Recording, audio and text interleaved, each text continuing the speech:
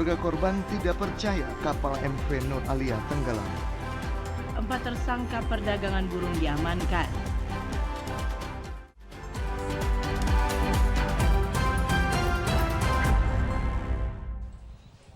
Selamat malam pemirsa, Maluku hari ini hadir kembali dalam edisi Minggu 6 Oktober 2019. Saya Nipar Nusa.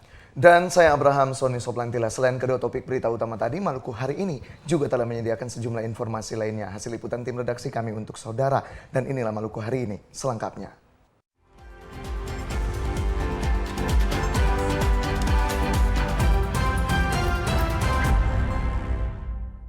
Informasi yang pertama, saudara, tim gabungan Balai Gakum Kementerian Lingkungan Hidup dan Kehutanan berhasil mengamankan 4 tersangka bersama puluhan barang bukti jenis burung. 4 tersangka kini diserahkan langsung ke Direktorat Reserse Kriminal Khusus Polda Maluku Utara untuk menjalani pemeriksaan karena diduga merupakan sindikat mata rantai jaringan perdagangan tumbuhan dan satwa liar di Maluku Utara.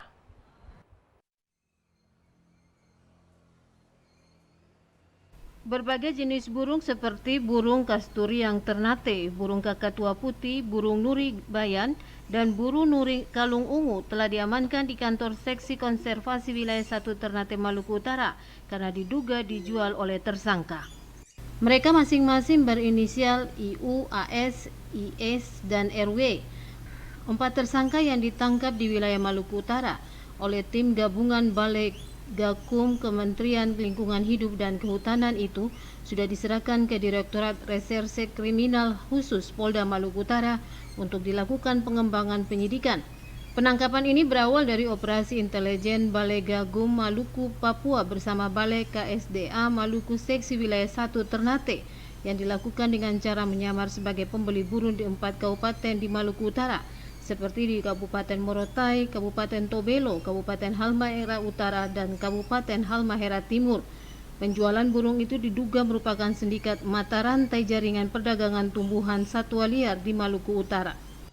4 tersangka itu 1 orang dari Morotai, 1 orang dari Halmahera Utara, 2 orang dari Halmahera Timur. Di Halmahera Timur itu di Subaim dengan di Buli.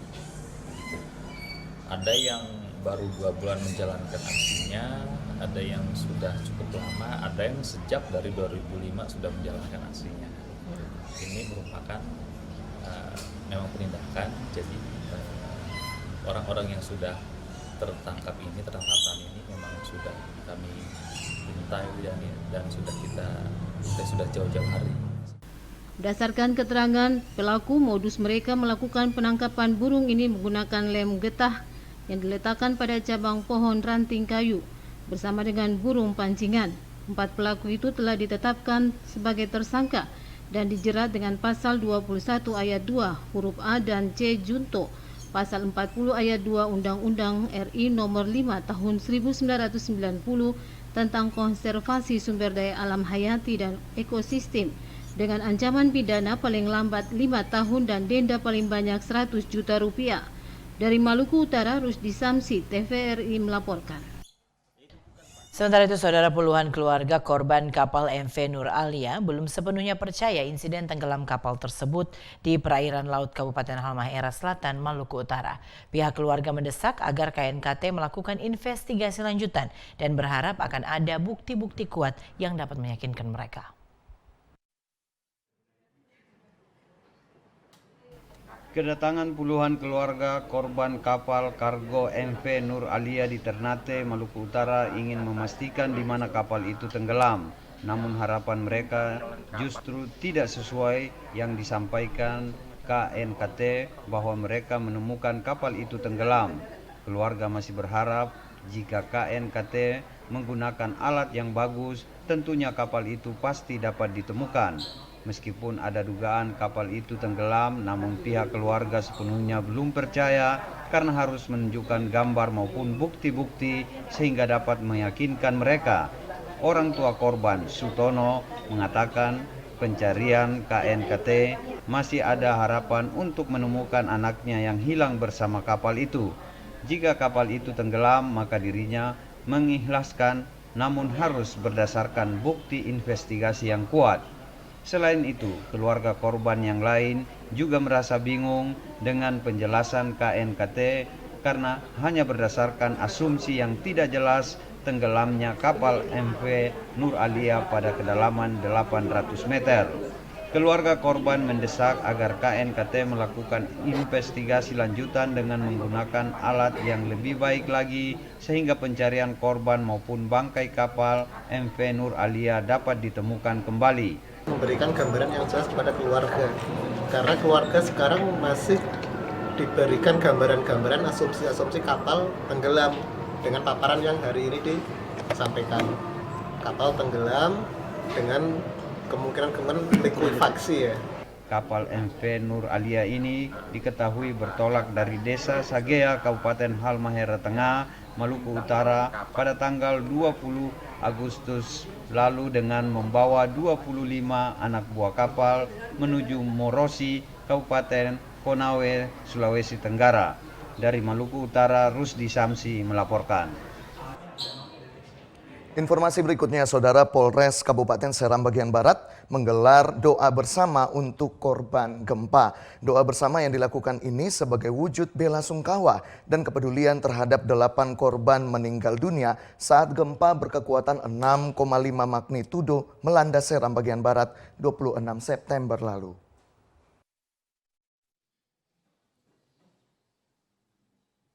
Gempa berkekuatan 6,5 magnitudo yang mengguncang Seram bagian barat menyebabkan 8 orang meninggal dunia dan 17 orang mengalami luka-luka. Sebagai ungkapan duka yang mendalam atas jatuhnya korban saat gempa, Polres SBB menggelar doa bersama. Kegiatan doa bersama yang dilaksanakan itu dihadiri Bupati dan Wakil Bupati, jajaran Forkopimda di Kabupaten Seram bagian Barat, tokoh agama dan tokoh masyarakat. Kapolres SBB AKBP Bayu mengatakan doa bersama yang dilaksanakan ini selain ditujukan kepada korban gempa, juga kepada masyarakat yang saat ini masih tinggal di pengungsian agar tabah dan ikhlas menerima cobaan ini. Untuk memberikan rasa aman bagi masyarakat, Polres SBB secara rutin melakukan patroli. Hal itu dilakukan sebagai langkah antisipasi pencurian yang dilakukan di rumah-rumah masyarakat yang kosong ditinggal mengungsi. Adakan yang kegiatan doa bersama ini untuk mendoakan keluarga-keluarga yang ditinggalkan, mendoakan masyarakat-masyarakat yang sekarang masih berada di pengungsian, mendoakan pemerintah daerah, dan kita semuanya yang sedang melaksanakan tugas di lapangan.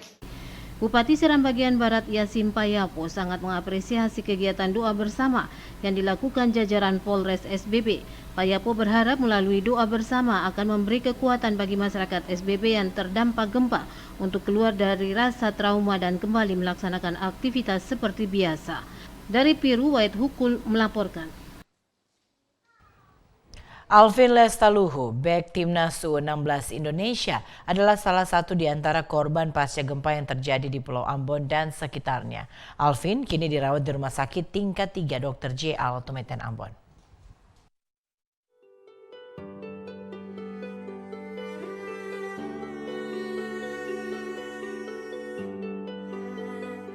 Pasca gempa bermagnitudo 6,5 skala Richter melanda Pulau Ambon dan sekitarnya pada 26 September lalu, salah satu pemain Timnas U16 Indonesia Alvin Lestaluhu kini dirawat di Rumah Sakit Dr. Latumeten Ambon. Sudah 4 hari, bek Timnas U16 Indonesia Alvin Lestaluhu terbaring di ruang ICU Rumkit Tingkat 3 Ambon.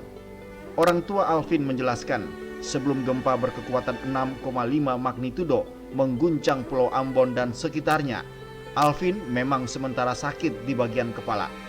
Saat gempa terjadi, ia dan keluarga mengungsi ke hutan selama 3 hari.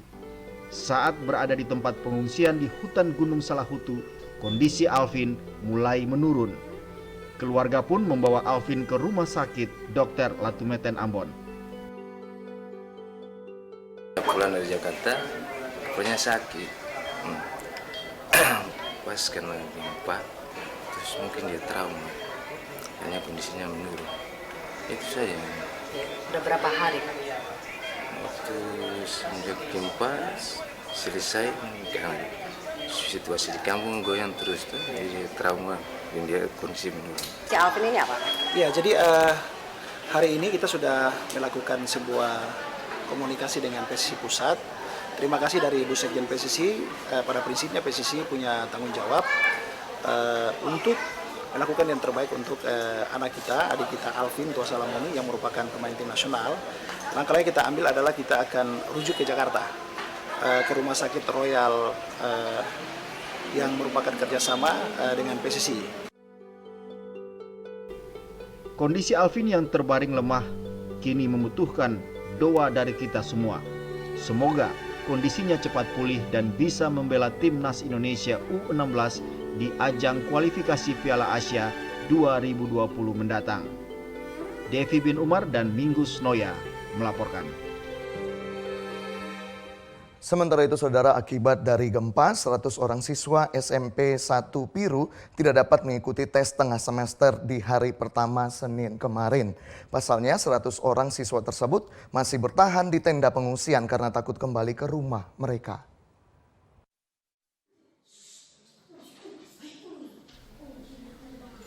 Senin lalu, 100 orang siswa-siswi SMP 1 Piru, Kecamatan Seram Barat, Kabupaten Seram bagian Barat, tidak dapat mengikuti tes triwulan pertama.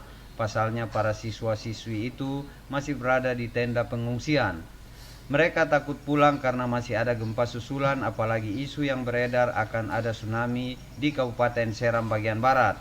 Akibat isu tsunami itu, para siswa-siswi takut ke sekolah untuk mengikuti tes. Hal tersebut disampaikan Wakil Kepala SMP 1 Piru, Werbitu. Werbitu mengaku pada hari Kamis lalu aktivitas belajar mengajar tidak berjalan dengan baik karena saat terjadi gempa, siswa-siswi di sekolah tersebut langsung pulang. Sementara itu, hari Sabtu siswa-siswi SMP 1 Piru sudah diperbolehkan masuk sekolah, namun yang masuk hanya sebagian kecil. Hal itu terjadi karena siswa-siswi masih merasa trauma sehingga mereka mengungsi di daerah ketinggian. Aktivitas ketemu bisa jalan dengan baik karena pada saat itu langsung anak-anak langsung bubar dengan sendirinya, ketemu juga sekolah langsung libur. Jadi hari Kamis, hari Jumat, hari Sabtu pagi masuk, tapi siswanya cuma sebagian kecil karena pengaruh gempa. Jadi orang tua juga panik.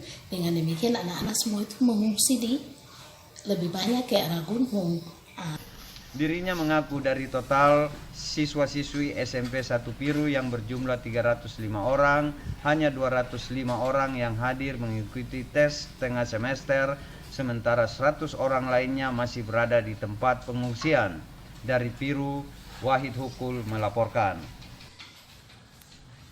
Saudara, tanggap darurat bencana gempa yang telah ditetapkan oleh pemerintah Provinsi Maluku seharusnya berakhir tanggal 9 Oktober mendatang. Namun berakhir tidaknya masa-masa tanggap darurat bencana gempa akan disesuaikan kemudian dengan kondisi lapangan.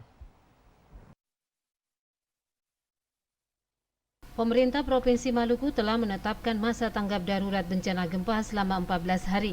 Masa tanggap darurat tersebut akan berakhir pada tanggal 9 Oktober mendatang.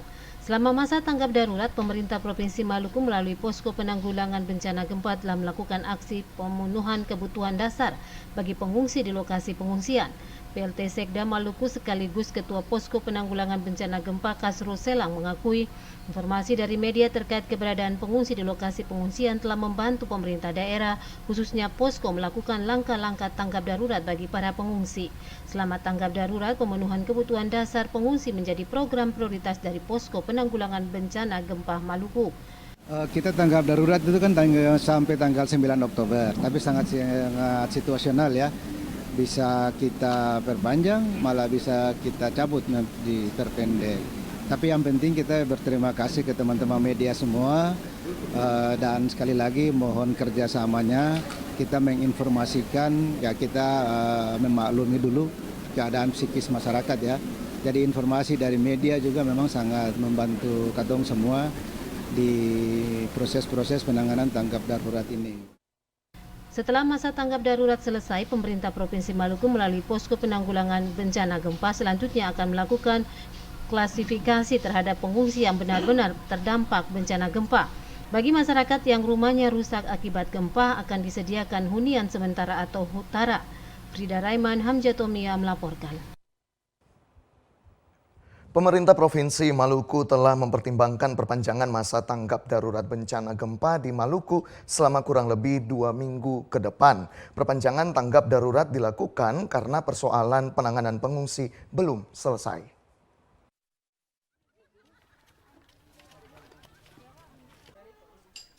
Pelaksana tugas Sekretaris Daerah Maluku, Kasrul Selang mengaku masa tanggap darurat bencana gempa akan selesai pada tanggal 9 Oktober mendatang. Namun kondisi pengungsi saat ini masih banyak dan belum selesai penanganannya.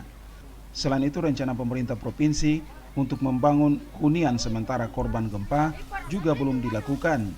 Untuk itu pemerintah provinsi mempertimbangkan memperpanjang masa tanggap darurat bencana gempa selama kurang lebih 2 minggu ke depan setelah tanggal 9 nanti. Kasrul Selang mengimbau kepada warga untuk tidak terprovokasi dengan berita bohong yang tidak bisa dipertanggungjawabkan kebenarannya. Kita selalu melakukan sosialisasi dengan melibatkan dari BMKG dan LIPI kita. Nah, mereka ini yang sedang mengedukasi kepada masyarakat agar tidak menerima berita-berita hoax yang tidak bisa dipertanggungjawabkan. Kita tanggap darurat ini kan sampai tanggal 9 besok lusa. Nah, melihat kondisi yang ada ini, pengungsi yang masih banyak, ini malah pengungsi ada yang mungkin karena hoax tadi mulai naik lagi pengungsi. Jadi kalau malam mereka ke ketinggian ya, kebetulan di ketinggian itu di tanda kutip di hutan ya, banyak yang di hutan. Nah, ini ada penambahan gara-gara mungkin ya berita-berita tadi ya, mungkin variabelnya banyak, tapi salah satunya itu. Nah, sehingga hunian sementara pun kita belum bangun ya. Jadi kita ada pertimbangkan untuk memperpanjang masa tanggap darurat itu. Senada dengan itu, Komandan Posko Penanggulangan Darurat Bencana Maluku, Farida Salampesi mengaku perpanjangan tanggap darurat dilakukan karena penanganan pengungsi belum selesai. Menurutnya, posko kesulitan mendata pengungsi gempa yang jumlahnya fluktuatif. Selain itu, pengungsi korban gempa di Maluku tersebar secara sporadis di beberapa kabupaten kota. Tanggap darurat itu pertama kita punya penyelenggaraan pengungsi ini kan belum selesai, gitu. Nah kemudian kita punya data-data lain juga belum selesai. Kalau belum selesai itu berarti kita punya penyelenggaraan pengungsi secara keseluruhan sudah selesai baru bisa berakhir. Kenapa sampai lama gitu? Ini kan sudah ya, berapa lama itu kan ditanyakan lagi kepada teman-teman di kabupaten kota. Kita di provinsi kan sebagai koordinator. Jadi tapi yang tadi itu antara ada itu kan ini sporadis dan permasalahan pengungsi kan kita tahu sendiri. Pagi ada, pagi tidak ada, malam ada. Nah pendataan itu kan akhirnya dia berulang. Kesulitan itu yang memang ditemukan oleh teman-teman di lapangan. Hari ini laporannya dari desa seperti ini. Besok laporannya berbeda lagi. Melkilatus Saule dan John Ralahalo melaporkan. Saudara, informasi tadi mengakhiri kebersamaan Anda dengan kami dalam program Maluku hari ini, edisi Minggu 6 Oktober 2019. Kami yang bertugas mengucapkan terima kasih, selamat malam dan sampai jumpa.